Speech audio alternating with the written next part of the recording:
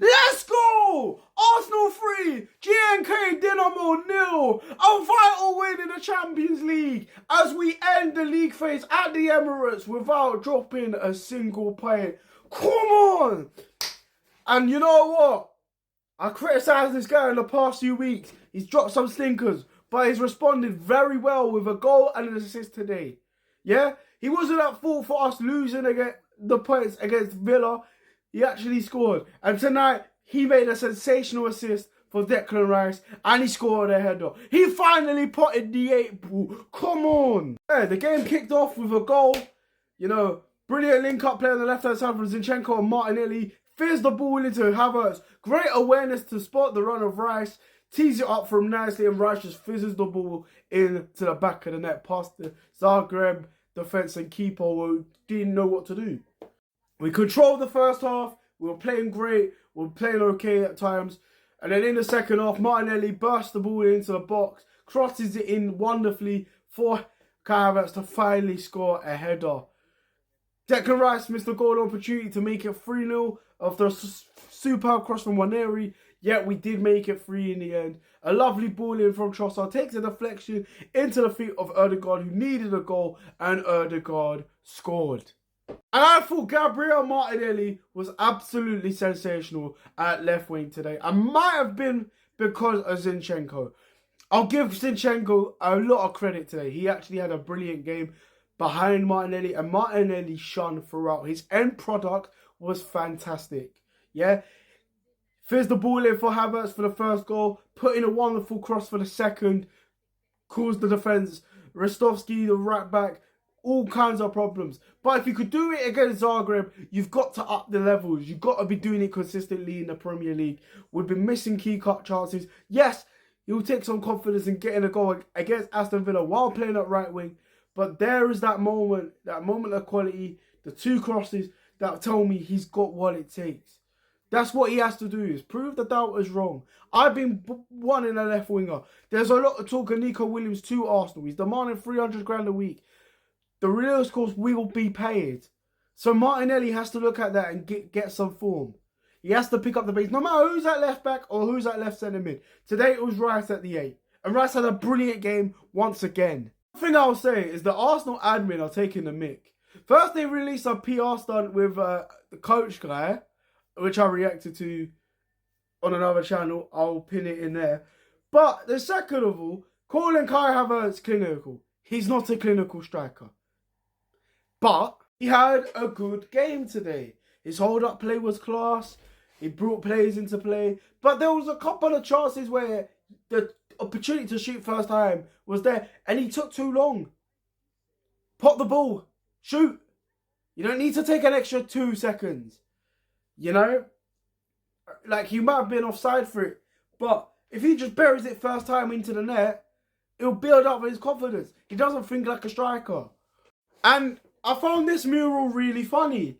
Stan Kroenke, Josh Kroenke, spend some dosh. I'm thinking in my head, when I saw this, why is there a mural about him looking like the Godfather? Then I see that. Surely the guy puts the money on the line and gets us an attacking player by the end of the transfer window. Because Waneri had just come back and he was already better than Sterling when he came on. And what if Trossard, Havertz and Martinelli get injured with Saka out and Jesus out for 9 months? What happens next? It'll be too late come 1st of February. Or will we just be relying on a youngster like Butler Oyedeji, for example? Look, credit to the guy. Came on for his debut. Nice of Arteta to give him minutes. Will he get more action? We shall see. But I like that moment. 2-0 up, comfortable. He comes on. 3-0. Cool. Bless. Now on to the player ratings.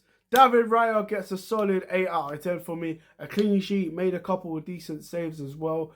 Looked calm and composed at the back. He needed that game. Conceded 2 at the weekend to maintain that confidence. Now he's going to Molyneux. Hopefully he'll be alright. At right back we had Yuri and Tiamba. Superb. Was good. You know, defending it against their attacking players. Calm on the ball. There was a couple of times he looked a little bit dodgy, doing a Bobby defense. One too many.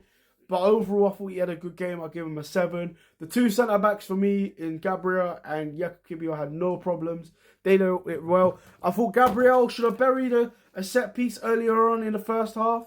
And I felt Kivio had a really good game. There was a time where Timber lost the ball, but then crunching tackle from the Polish international makes a good tackle, and then we get back into the control of the game and whatnot. I thought he was great. I'll give Kivio an 8 out of 10, and I'll give Gabriel a 7. If he buries that chance, it's a 9.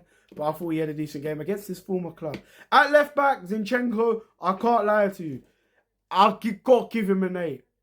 Linked up play brilliantly. Superb on the ball.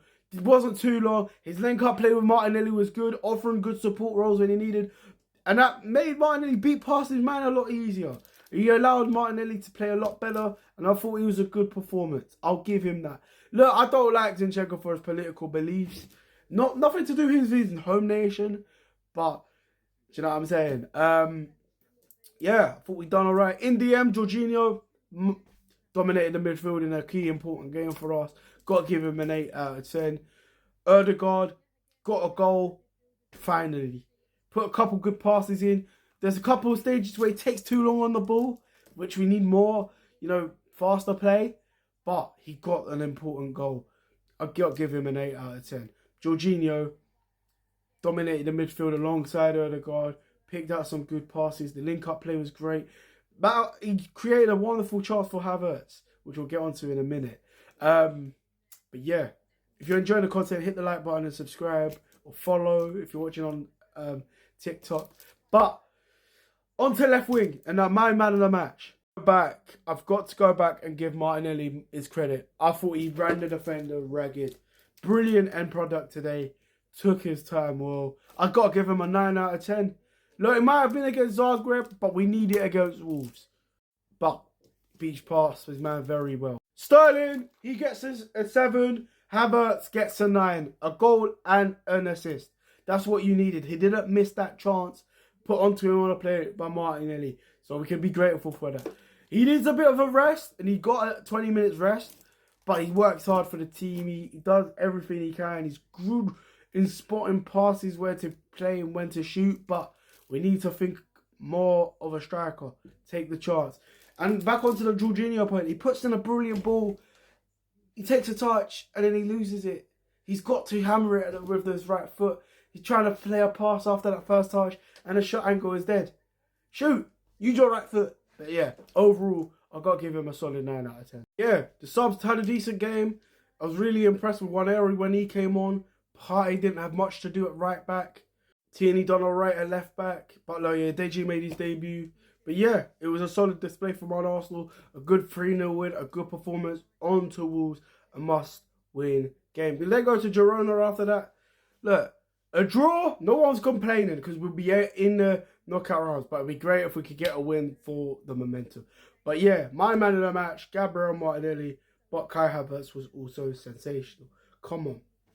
In a bit, people. In a bit. I'm out. Come on.